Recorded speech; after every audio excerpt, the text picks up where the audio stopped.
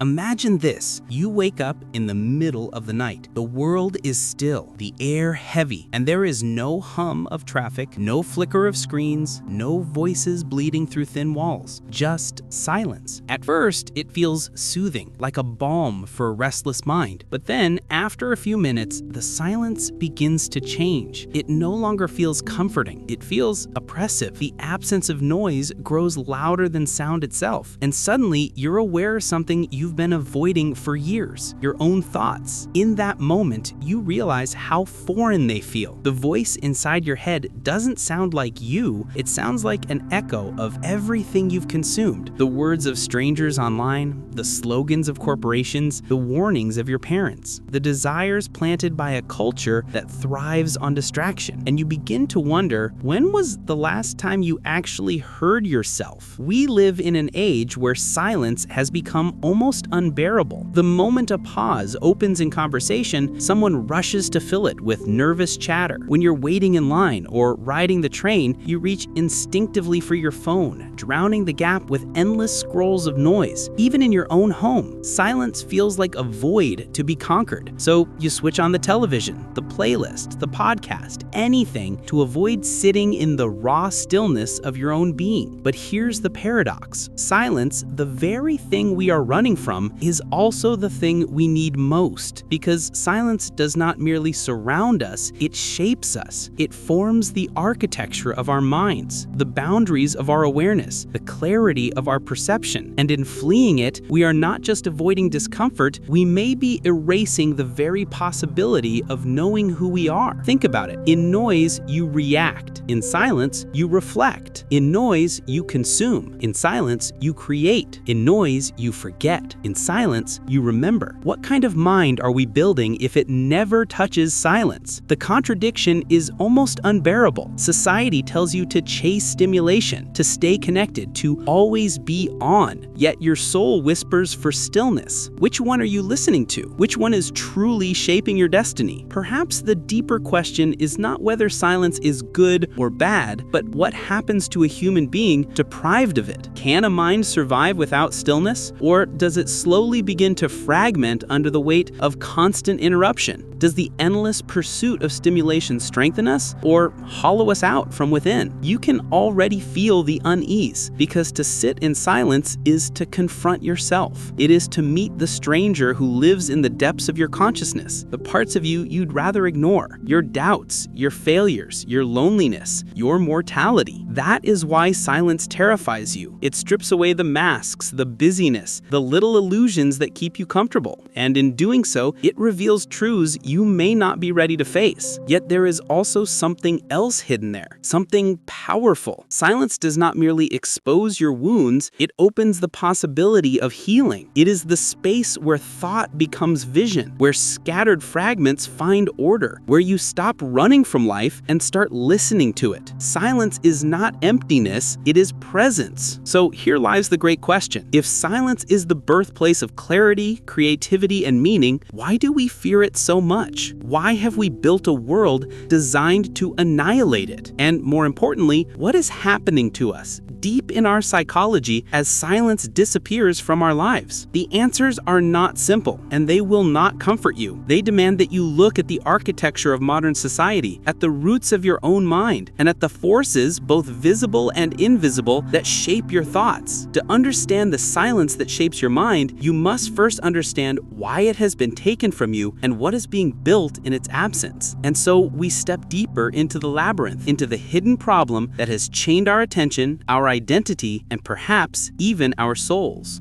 Why is silence so rare, so unbearable, and yet so essential? To answer this, we must go beneath the surface of modern life, into psychology, philosophy, and the deep architecture of human consciousness. Because silence itself is not the problem. The problem is what silence reveals. When Carl Jung spoke of the shadow, he described it as everything we repress, everything we refuse to acknowledge about ourselves. The shadow waits in silence. That is why we avoid stillness at all costs, because in silence, the shadow shadow begins to stir. Your failures echo there, your hidden desires, your envy, your grief, your shame. The silence strips away distraction and lays bare the parts of you that you have carefully buried. Friedrich Nietzsche once wrote, "If you gaze long enough into the abyss will gaze back into you." What he left unsaid is that silence is often the abyss. It is not the absence of something, but the presence of everything you have tried to escape. And in the modern world, where productivity and stimulation rule, who has time to confront such a confrontation? But silence does something else too. It destabilizes identity. Jean-Paul Sartre argued that consciousness is not a thing, but a process, a constant flow of awareness shaped by what we attend to.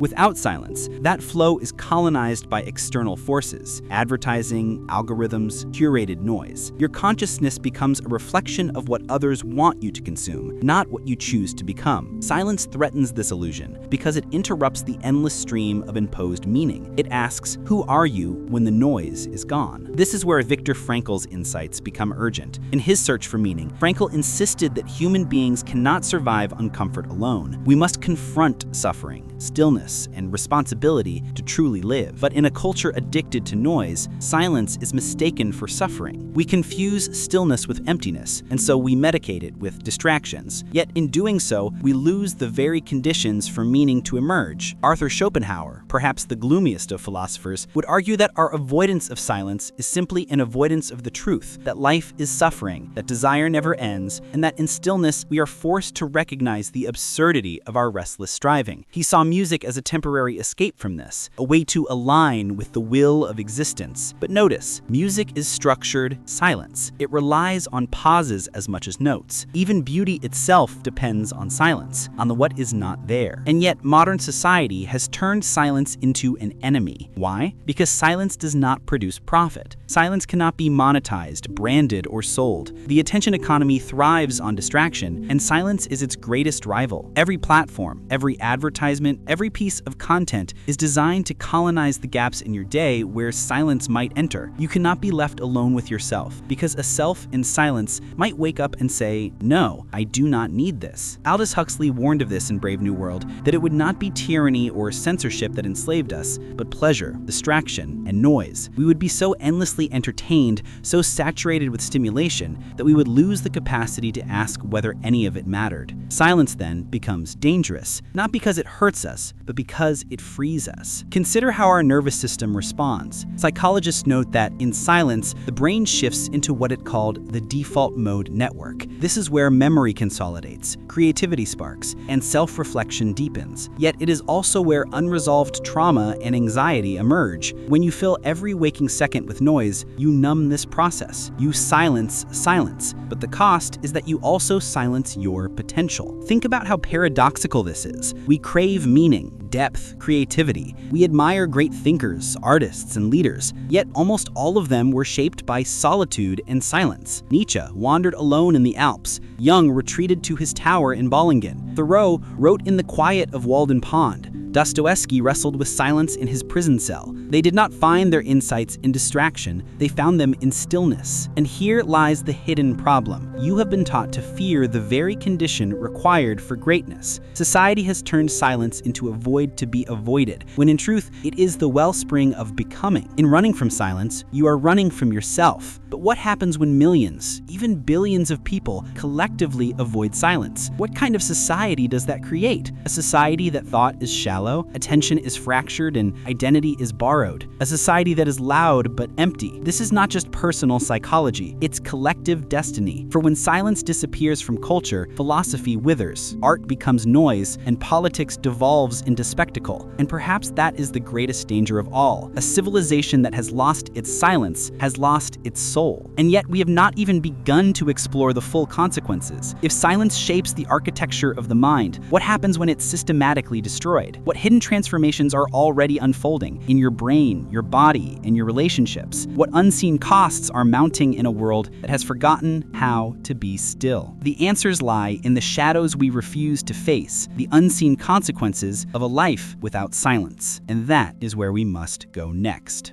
Imagine silence as oxygen for the mind. You may not notice when it's present, but you will feel its absence as suffocation. Slowly, invisibly, the lack of silence corrodes your inner world, twisting your perception, fragmenting your attention, and hollowing out your sense of self. Most people never realize this is happening. They only sense a vague unease, a restless exhaustion that no amount of scrolling or stimulation can cure. The first and most devastating consequence is the erosion of attention. Neuroscience tells us that attention is a finite resource. Every notification, every feed refresh, every artificially engineered burst of noise steals a fraction of it. But silence is the field where attention regenerates. Without it, your focus becomes scattered, fragile. You cannot hold a thought long enough to see it unfold. You cannot listen deeply to another person without the itch of distraction clawing at your mind. Slowly, you become a prisoner of fractured perception, unable to grasp the deeper threads that weave meaning together. This erosion has ripple effects. Consider relationships. Silence is not merely the absence of speech, it is also the space between words, the pauses that allow intimacy to grow. Lovers share silences that speak louder than dialogue. Friends sit in quiet presence without the need to perform. But when silence is feared, relationships are filled with noise, endless chatter, constant texting, performative interactions. The bond becomes shallow because the space required for depth is gone. The result? People feel lonelier than ever in the noisiest era of human history. Then there is creativity. Nearly every breakthrough in art, science, or philosophy emerged not from noise, but from stillness. Albert Einstein spoke of daydreaming in silence as the spark for his ideas. Nikola Tesla worked in solitude, letting silent visualization guide his inventions. Virginia Woolf insisted that a woman must have a room of one's own, a space of quiet to create. But in a life without silence, creativity withers. You consume more than you create, imitate more than you innovate. The mind, deprived of silence,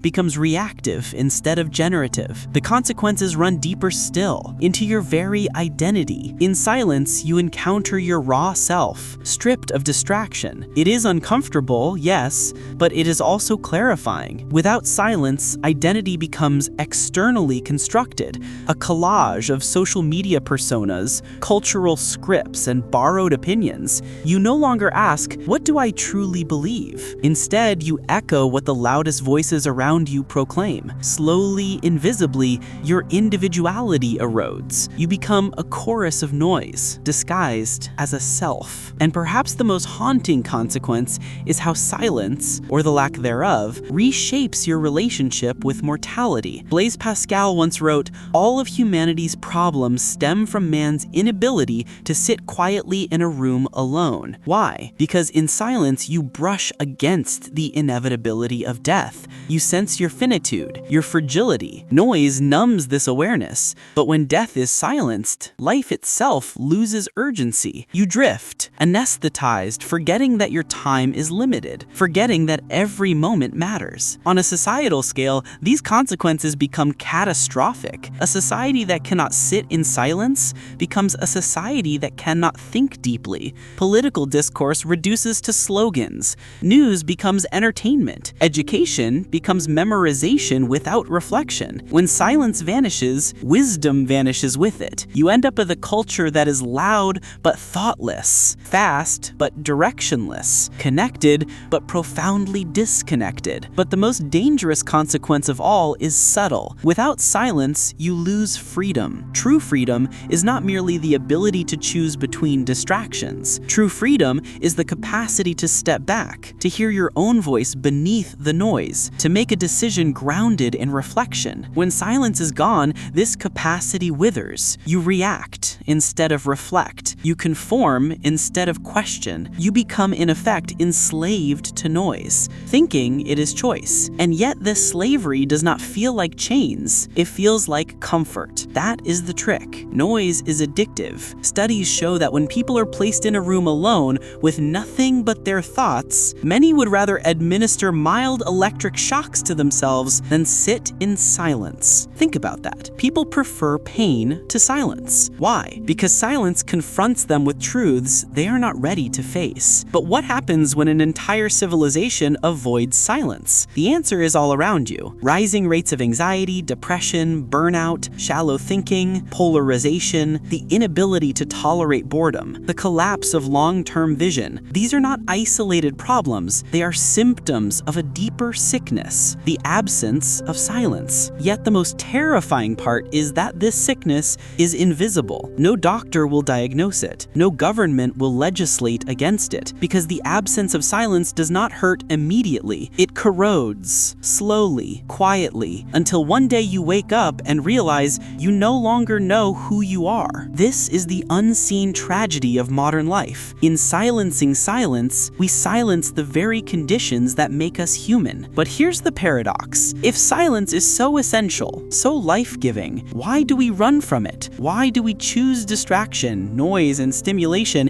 even when they exhaust us? Why do we reject the very medicine that could heal us? The answer lies not just in society's manipulation of attention, but in something deeper, in the rebellion against silence that lives within each of us. And to uncover that, we must explore the possibility of resistance. We must ask, is it still possible to reclaim silence in a world that has declared war against it? If noise is the invisible prison of modern life, then silence is the escape route. But escaping is not easy, because noise is not only external, it has been internalized. The buzzing phone, the flashing screens, the endless chatter of media, all of this has planted its rhythm inside your mind. Even when the room is quiet, the noise continues. Thoughts race, impulses tug, the silence feels unbearable. To reclaim it is not just a lifestyle choice, it is an act of rebellion. The first step in rebellion is awareness. Most people swim in noise without even noticing it. They treat distraction as natural, as unavoidable. The rebellion begins by naming it. The constant music in your earbuds,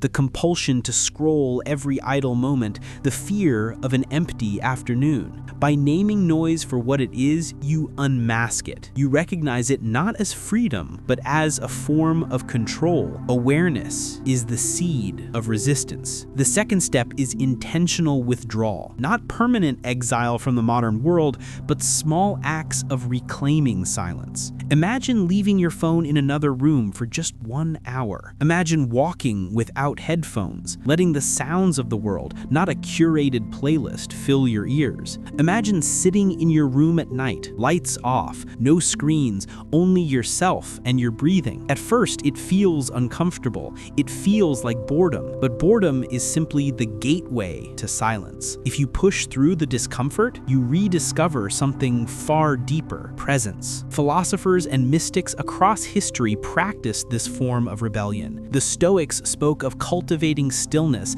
as a way to master the self. Buddhist monks trained in meditation not to escape reality, but to encounter it more directly. Christian hermits sought the desert not for punishment, but for clarity. These traditions all converge on one truth: silence is not emptiness. Silence is fullness, the space where truth can echo without distortion. But rebellion in the modern world requires more than personal practice. It requires restructuring life itself. Technology is not neutral. Every design choice in your phone, every algorithm in your feed is crafted to eliminate silence. To resist is to re-engineer your environment. Turn off notifications, schedule no screen hours, replace background noise with intentional quiet. Create, as Virginia Woolf urged, a room of one's own, not just physically, but mentally. There is also a social dimension to rebellion. In a culture addicted to noise, choosing silence makes you strange. Friends may laugh when you don't instantly reply to messages. Coworkers may see your refusal to multitask as inefficiency. Society will pressure you to fill silence because silence threatens the system. But that is exactly why silence is powerful. Every moment of quiet you reclaim is an act of defiance against a world that profits from your distraction. And silence is contagious. When one person resists noise, others notice. Imagine sitting with a friend without reaching for your phone. The silence might feel awkward at first, but then slowly it deepens. Words that matter rise. Connection strengthens. In that shared silence, rebellion spreads. But make no mistake, this rebellion is not easy. It requires courage, because silence does more than restore your mind,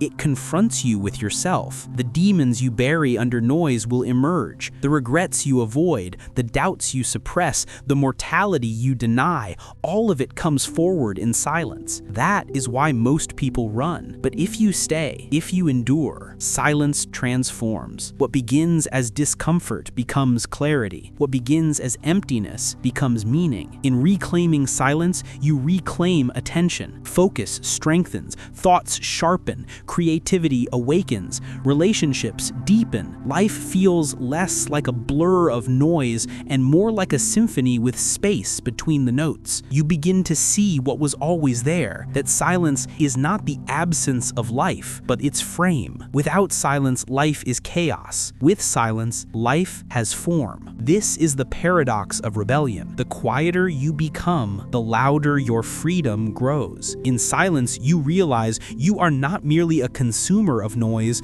but a creator of meaning. You see that your value is not measured by constant connectivity, but by the depth of your presence. You recognize that silence is not a retreat from reality. It is the deepest engagement with it. So what does rebellion look like in practical terms? It looks like beginning each day with 5 minutes of silence before the screen lights up. It looks like eating a meal without background noise, tasting each bite as if it were new. It looks like walking under the night sky, phone left behind, listening not to voices, but to the silence between stars. It looks like daring to be bored, daring to be still, daring to be present. And perhaps most importantly, rebellion looks like remembering that silence is not something the world will give you. It is something you must seize. You must carve it out, protect it, defend it, because silence will always be under attack. From algorithms, from entertainment, from your own restless mind. The rebellion is not a one-time act. It is a lifelong stance. But if you hold to it, if you reclaim silence in small daily ways, something extraordinary happens. You begin to hear again, not the noise of the world, but the whisper of your own soul. You begin to remember that you are finite, that your life is fragile, that every moment is sacred. You begin to live, not as a slave to noise, but as a free human being. This is the rebellion silence demands, not a rejection of the modern world,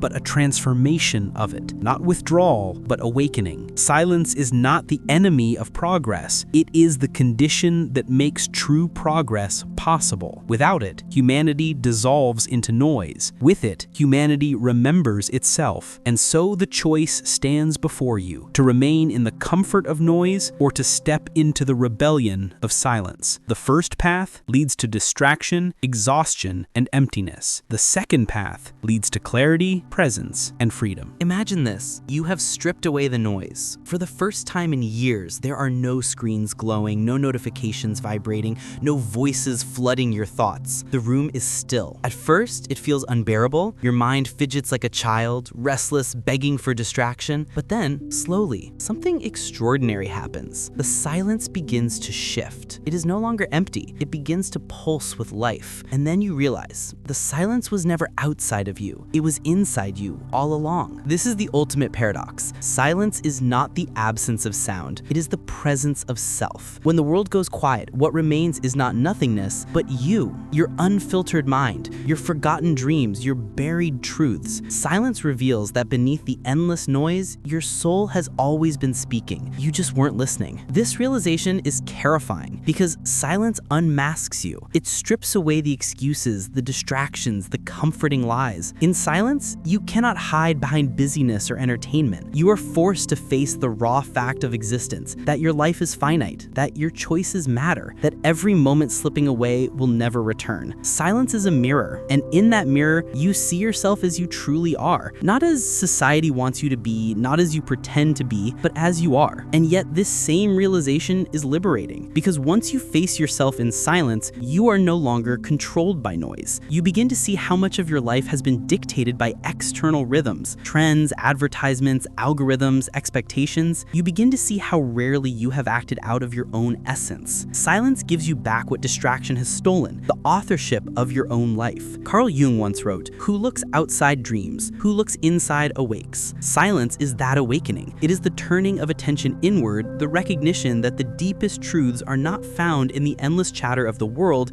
but in the deepest depths of your own being. Nietzsche said, "All great thoughts are conceived while walking." Why walking? Because walking is movement within silence, where thought is allowed to breathe. These thinkers understood what modernity has forgotten, that silence is not a luxury, it is the womb of wisdom. Think of history's greatest revolutions, discoveries, and works of art. They did not emerge from chaos and noise, but from stillness. Newton watched an apple fall in solitude. Beethoven composed symphonies while pacing alone in silence he could barely hear. Mystics, prophets, and poets alike entered silence to touch truths that words could scarcely contain. Humanity's most luminous moments have always been born in the quiet. And here lies the ultimate truth. Silence is not just personal, it is civilizational. A noisy society is a blind society. A distracted humanity is a directionless humanity. If individuals cannot face silence, civilizations cannot face truth. And so we build louder machines, faster feeds, more constant stimulation, not to progress, but to avoid the unbearable encounter with silence. We drown ourselves in noise, so we never have to face ourselves. But what if we dared to return? What if as a culture we reclaimed silence, not as absence, but as presence? What if classrooms began with moments of stillness, so children could hear their own minds before being told what to think? What if leaders paused in silence before making decisions that shape millions of lives? What if instead of filling every public space with advertising, we built spaces for quiet reflection? The transformation would be radical, because silence does not just change individuals, it reshapes societies. It creates depth where there was shallowness, clarity where there was confusion, humanity where there was machinery. Silence is not a retreat from the world, it is the very condition that allows us to create a better one. But here is the hardest truth of all. Silence demands courage. It asks you to confront the fact that your time is short, that your distractions have wasted years, that your soul has been whispering truths you have long ignored. It is easier to stay in noise. It is easier to let the music play, the notifications ping, the endless scroll numb you. Silence, by contrast, makes you responsible. It forces you to choose. And yet in that choice lies freedom. Because once you have tasted true silence, not the absence of sound, but the fullness of presence, you realize you are no longer a slave. You are no longer tossed about by the storms of noise. You are grounded, anchored, awake. So here is the final, most powerful realization. Silence is not something to seek outside yourself. It is already within you. The world will try to bury it. The noise will try to drown it, but it is there, waiting, eternal. And the moment you turn inward and listen, you discover that silence has been shaping you all along, not as an absence, but as a hidden guide, pointing you toward truth. The silence that shapes your mind is not the enemy of life, it is life's secret rhythm. It is the breath between words, the pause between notes, the space where meaning is born. Without it, everything collapses into chaos. With it, everything falls into place. So the question is no longer whether silence has power, it does. The question is whether you will dare to enter it, whether you will stop running from yourself long enough to hear the voice that has been speaking beneath the noise, whether you will reclaim the silence that shapes your mind. The choice is yours. Remain in the endless clamor of distraction, or step into the silence that awakens you. One path leads to a life half lived, the other leads to the deepest freedom you will ever know. And in the end, silence will have the last word.